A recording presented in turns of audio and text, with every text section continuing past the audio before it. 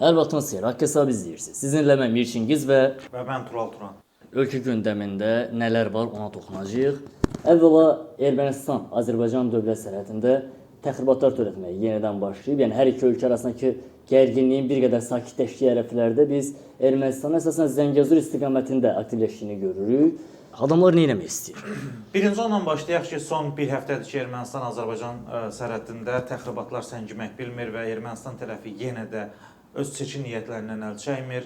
Əvvəlcə Gorus istiqamətində, daha sonra Naxçıvan istiqamətində təxribatlar törətməyə başladı və istehkam qurğuları Naxçıvan istiqamətində quraşdırılır. Hətta bizim televiziyaların oradan çəkilişi var idi və görünən o idi ki, ermənilər əməlli başlı iş görürlər və Gorus istiqamətində bizim mövqelər daha hündürdə olduğu üçün onlar yenə də Azərbaycanı təxribata çəkmək üçün həm mühəndis istehkam işləri görürlər, həm ağır silahlar daşıyırlar, həm 45-50 yaşlı şəxslərdən ibarət qocalar komandasını əsgər adı ilə həmin səngərlərə Vaxtilə qadınları göndərdiyi kimi. Bəli, bəli. İndi artıq qadınlar da getmək istəmirlər və ümid qalıb Vaskanaparta, Hraparak, opisi bupisi Aramonun qalıqlarına, yəni 1-ci Qarabağ müharibəsində döyüşmüş və indi yaşları 50-ni 60-ı keçmiş şəxslərə və görünən odur ki, ermənilər sürətlə təxribata hazırlaşırlar və eyni zamanda paralel olaraq Ermənistan diplomatiyası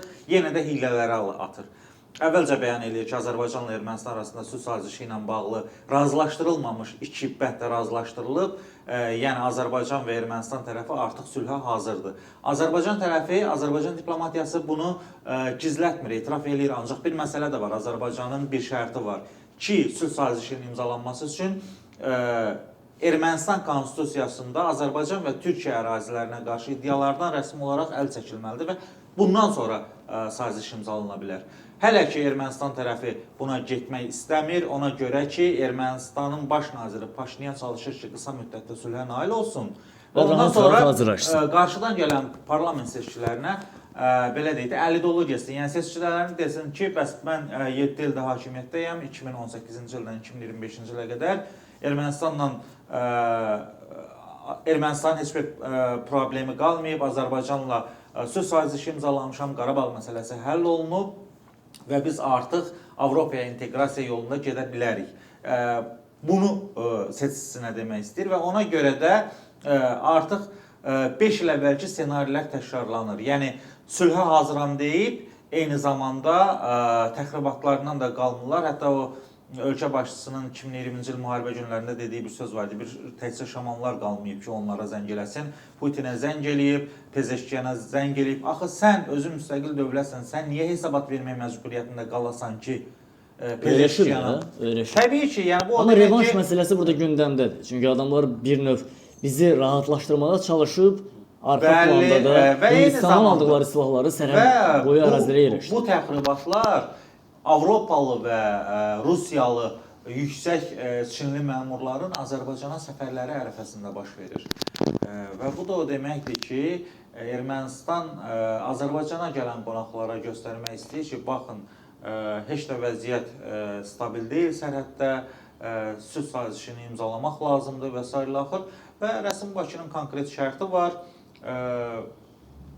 Deməli, Azərbaycana və Türkiyəyə qarşı ərazi iddialarından rəsmi şəkildə əl çəkilməlidir. Paşinyan deyir ki, 2026-cı ildə bunu eləyərik. Və biz dəfələrlə görmüşük ki, Nikol Paşinyanın bir öncəki bəyanatı, bir sonraki bəyanatını tamamlamır, yəni üst-üstə düşmür.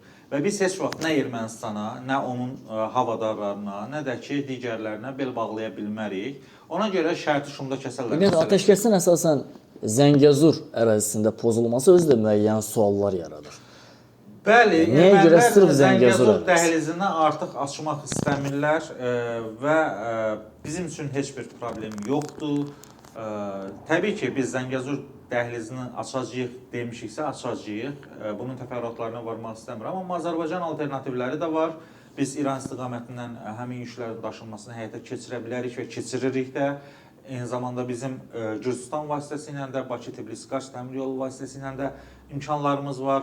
Yəni bu yüklərin daşınmasında heç bir problem, əngəl yoxdur. Sadəcə Ermənistan növbəti dəfə özünü dalan dövlət vəziyyətinə gətirib çıxaracaq ki, bu da İrəvanın növbəti fiaskosunu deməkdir. Burada hər iki məsələyə də toxunduq. Həm Ermənistanın arxa plan ideyalarına, həm də sülhlə bağlı məsələlərə. Amma bir məsələ də var ki, Ermənistanın baş naziri Paşinyan Türkiyə ilə arasındakı münasibətləri Azərbaycandan kənarda düzəltməyə çalışır bir növ. Hər ikimizə ayrı bir oyun oynayır və onlara deyir ki, biz qondarma erməni soyqırımını artıq dəstəkləmirik, bizim elə bir niyyətimiz yoxdur. Yəni bax, mən səninlə də dostam. Bu bir tərəfdən də bizə deyir ki, biz narahat olmayın, hər şey əladır, sülh var qarşıda. Amma ikimizdə də fərqli oyun oynayırmış kimi görünür. En azından mən bir vətəndaş kimi belə düşünürəm. Onların dişinin dibində Şirəqalov, xatırlayırsınızsa 2008-2009-cu illərdə Türkiyə ilə Ermənistan arasında sülh protokolları var idi və həmin protokollar nəticəsində danışıqlar gedir ki, yəni Qarabağ münaqişəsi həll olunmadan sərhədlər açılsın. Həmin hakimiyyət getdi, söhbət Əli Babacan, Əhməd Davudoğlu və Abdullah Gül üçlüyünün birgə layihəsi idi bu məsələ. Ancaq Erdoğan o vaxt baş nazir kimi yeştil qərar qoydu ortaya, Türkiyənin indiki prezidenti və məsələ yarımçıq qaldı. Bu Ermənistan üçün şirə anlayışıdır və Türkiyə üçün acı təcrübə anlayışıdır və ona görə inanıram ki, hər iki dövlətin öz təcrübəsi var.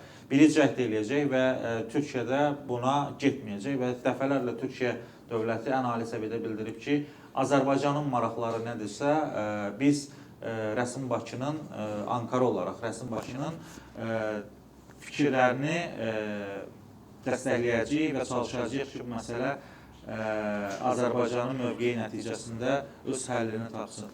İndi burada bir nüans da var, qısa bir nüans da var və ümid eləyirəm ki, Ermənistan tərəfi ən qısa zamanda vəziyyəti tezləşdirəcək.